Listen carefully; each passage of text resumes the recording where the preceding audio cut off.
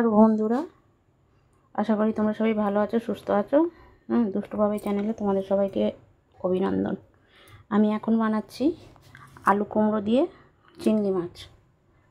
তার জন্য আমি কড়াই গরম হয়ে গেছে, কড়াই একটু তেল দিয়েছি, দিয়েতে আমি শুকনো লঙ্কা আর জিরে ফোড়ন দেবো আর হিং ফোড়ন দেবো।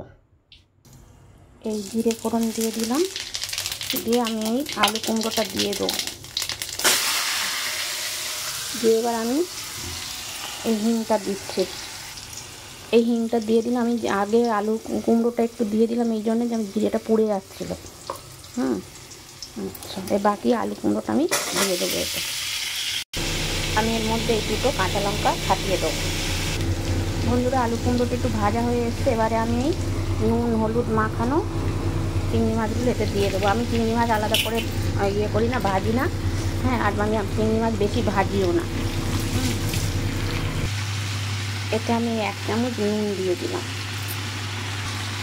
এই দিয়ে দিলাম হলুদ, দিয়ে এবারটা আমি নাড়াচাড়া করব।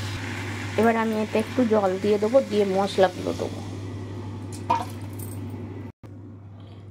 এই 1 চামচ জিরে গুঁড়ো দিয়ে দিলাম, আর এই দিয়ে দিলাম লঙ্কা গুঁড়ো, আর এই দিলাম একটু ধনে গুঁড়ো। এবার এটাকে আমি কষা। বন্ধুরা, তরকারিটা আমার হয়ে এসছে। আমি একটু চিনি দিয়ে দিলাম। একটু কুমড়ো আছে তো, কুমড়োর তরকারি একটু মিষ্টি মিষ্টি হলে ভালো লাগে।